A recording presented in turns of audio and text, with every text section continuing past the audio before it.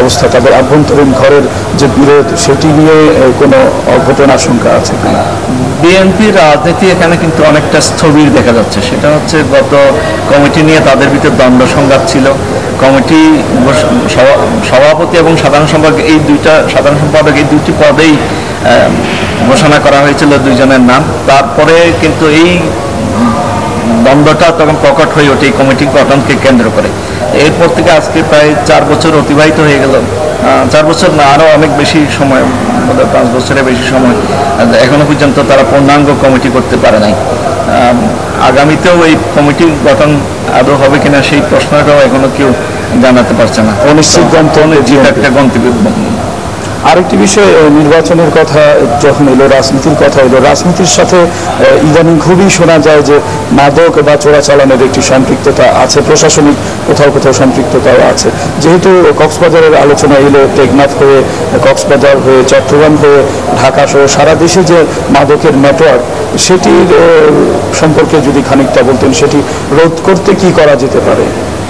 এটা কক্সবাজারে যে সীমান্ত, টেকনাফ, উখিয়া এবং নাইকানছড়ি কিছু সীমান্ত দিয়ে মিয়ানমার থেকে মাদক, বিশেষ করে ইয়াবা বড়িটা যেটা খুব ব্যাপক হারে আসছে, সেটা কোনোভাবেই আইন প্রয়োগকারী সংস্থা নিয়ন্ত্রণে রাখতে পারছে না। এর ভিতর আগে তো স্থলপথে যে পরিবহনটা হতো, এখন দেখা যাচ্ছে সম্প্রসারিত হয়েছে নৌপথেও।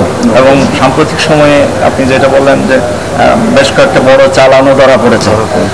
আইন প্রয়োগকারী সংস্থা সাধ্যমতো চেষ্টা করলেও কিন্তু তারা কিন্তু পুরোপুরি নিয়ন্ত্রণে রাখতে পারছে না। দেখা যাচ্ছে যে বড় বড় চালান ধরা পড়ছে, সেই থেকে স্পষ্ট একটা ধারণা নেওয়া যায় যে আমার মনে হচ্ছে যে সীমান্তে অনুপ্রবেশটা, মাদকের অনুপ্রবেশ খুব বেড়েছে আগের তুলনায়। তো যেটা করা যায়, মিয়ানমারের অভ্যন্তরে আমরা শুনেছি 30টারও বেশি কারখানায় ইয়াবাগুলো তৈরি হচ্ছে। তো আইন প্রয়োগকারী সংস্থার পক্ষ থেকে যখন মিয়ানমারের প্রতিপক্ষের সাথে বর্ডার গার্ডদের যে বৈঠকগুলো হয়, ওখানে বারবার আমাদের পক্ষ থেকে প্রতিবাদ জানানো হচ্ছিল, তাদের দৃষ্টি আকর্ষণ করা হচ্ছিল, তাদের সহযোগিতা কামনা করা হচ্ছিল যে সীমান্তের ওই পারে যে কারখানাগুলো রয়েছে, যেখানে ইয়াবা তৈরি হচ্ছে, সিল করে দেওয়ার জন্য, বন্ধ করার জন্য।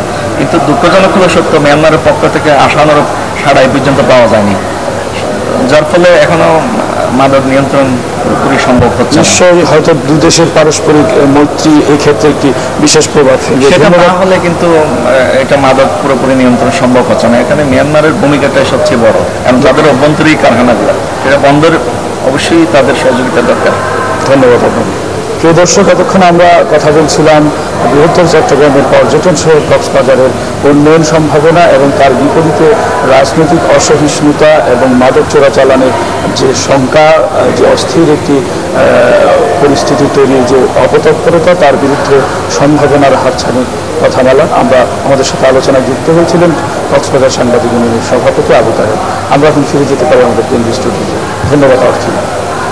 রিয়াজাদার, আপনাকে ধন্যবাদ। দর্শক, বাংলাদেশ লাইভে আজকে আমাদের সঙ্গে যোগ দিয়েছিলেন রাজশাহী থেকে কাজী শাহিদ এবং